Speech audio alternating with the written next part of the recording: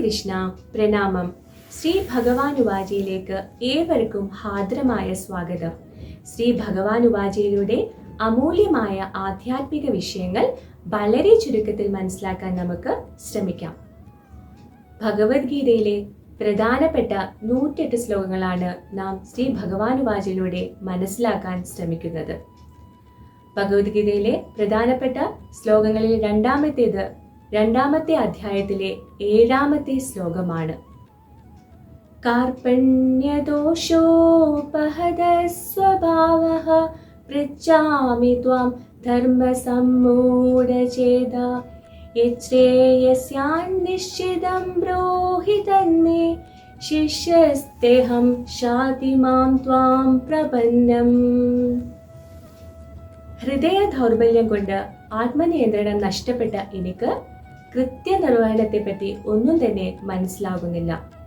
എനിക്ക് ഉചിതമായത് എന്തെന്ന് അവിടുന്ന് ഉപദേശിച്ചു തന്നാലും ഞാൻ അങ്ങയെ ശരണം പ്രാപിച്ച ശിഷ്യനാണ്.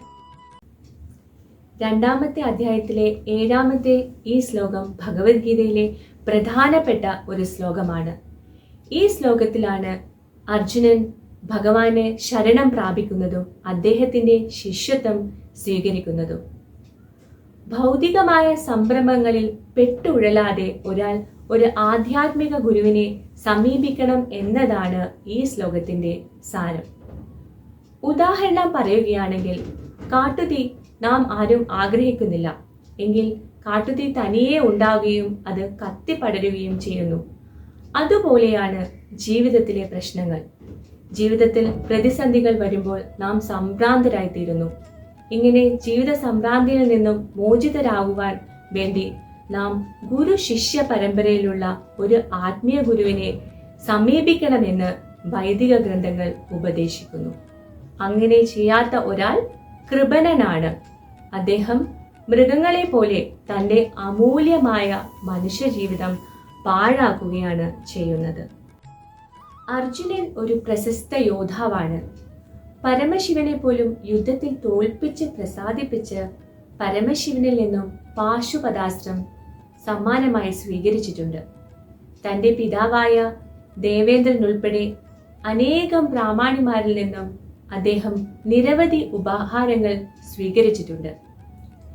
എന്നാൽ തൻ്റെ ജീവിതത്തിന്റെ സുപ്രധാന ഘട്ടത്തിൽ അദ്ദേഹത്തിന് ഒരു തീരുമാനം എടുക്കുവാൻ പറ്റാതെ ഹൃദയ ദൗർബല്യം കൊണ്ട് അദ്ദേഹം ക്ഷത്രിയൻ എന്ന നിലയിൽ തന്റെ കർത്തവ്യം ചെയ്യാൻ പറ്റാതെ വിഷമിക്കുകയാണ്.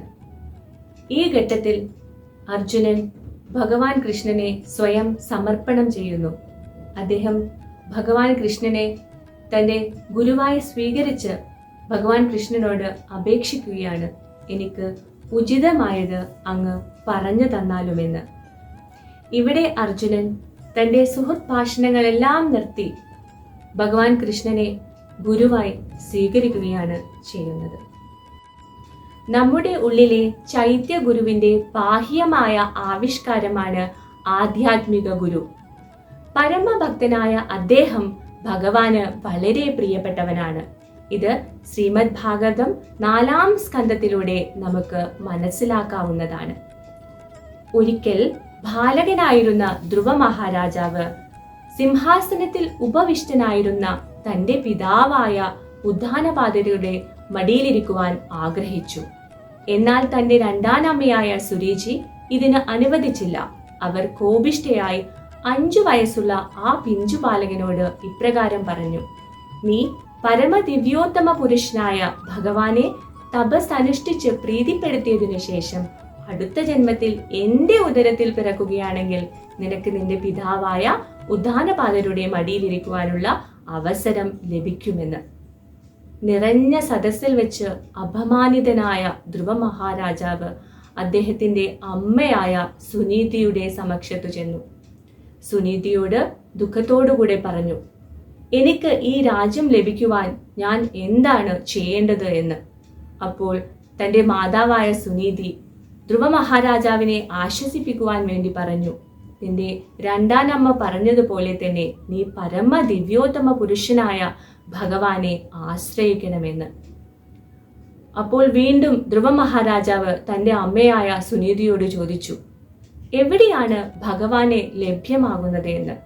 അപ്പോൾ സുനീതി മറുപടി പറഞ്ഞു, ഉയർന്ന സന്യാസി വര്യന്മാർക്ക് ഭഗവാനെ കാട്ടിൽ വെച്ചാണ് ലഭിച്ചത് എന്ന്. ഇത് കേട്ട മാത്രയിൽ ധ്രുവ മഹാരാജാവ് രാജകൊട്ടാരം ഉപേക്ഷിച്ച് കാട്ടിലോട്ട് യാത്ര തിരിച്ചു. കാട്ടിൽ വെച്ച് അദ്ദേഹം എല്ലാ ജീവജാലങ്ങളോടും ഭഗവാനെ കുറിച്ചു ചോദിച്ചു. ദൃഢനിശ്ചയത്തോടെ ഭഗവാനെ അന്വേഷിച്ചുകൊണ്ട് അദ്ദേഹം മുന്നോട്ടു തന്നെ നടന്നു. ഒടുവിൽ അദ്ദേഹത്തിന്റെ മുന്നിൽ നാരദമുനി വരികയുണ്ടായി. വൈദിക ശാസ്ത്രങ്ങൾ പ്രകാരം ഒരുവൻ ആത്മാർത്ഥമായി ഭഗവാനെ കുറിച്ച് അന്വേഷിക്കുകയാണെങ്കിൽ ഭഗവാൻ ആധികാരികമായ ഒരു ആധ്യാത്മിക ഗുരുവിനെ അദ്ദേഹത്തിന് സമക്ഷം എത്തിക്കുന്നു. ഭഗവാനെ പ്രാപിക്കുവാനുള്ള നിർദ്ദേശങ്ങൾ ആധ്യാത്മിക ഗുരു വഴി അദ്ദേഹത്തിന് ലഭിക്കുന്നു. ഇവിടെ നാരദമുനിയെ ധ്രുവ മഹാരാജാവിന് സമക്ഷം എത്തിച്ചതും ഭഗവാനാണ്. നാരദമുനിയുടെ നിർദ്ദേശങ്ങൾ വിശ്വാസപൂർവം പാലിക്കുന്നത് വഴി ധ്രുവ മഹാരാജാവിന് ഭഗവാനെ ദർശിക്കുവാൻ സാധിച്ചു. അജ്ഞാനമാകുന്ന കടും തിമിരത്തോടു കൂടിയാണ് നാം ജനിക്കുന്നത്. എന്നാൽ വിജ്ഞാനമാകുന്ന ദീപശിഖ കൊണ്ട് നമ്മുടെ ആത്മീയ ഗുരു നമ്മുടെ നേത്രം തുറക്കുന്നു. ഇവിടെ ധ്രുവ മഹാരാജാവിന്റെ അജ്ഞത നാരദമുനി അകറ്റിയതുപോലെ ഇതുപോലെ തന്നെയാണ് നാം ഓരോരുത്തരുടെയും ജീവിതവും. നമ്മുടെ ജീവിതത്തിൽ നാം ആഗ്രഹിക്കാതെ പ്രതിസന്ധികൾ വന്നു ചേരുന്നു. നാം വിഭ്രാന്തരായി തീരുന്നു. നാം ഭൗതികമായ സംഭ്രമങ്ങളിൽ പെട്ടുഴലാതെ ആധികാരികമായ ഗുരു ശിഷ്യ പരമ്പരയിലുള്ള ഒരു ആധ്യാത്മിക ഗുരുവിനെ സമീപിക്കണം. അദ്ദേഹത്തിന് മാത്രമേ ഉചിതമായ മാർഗനിർദ്ദേശം നമുക്ക് നൽകുവാൻ സാധിക്കുകയുള്ളൂ. ആധ്യാത്മിക ഗുരു ഭഗവാൻ കൃഷ്ണന്റെ പ്രതിനിധിയാണ്. ഹരേ കൃഷ്ണ, പ്രണാമം.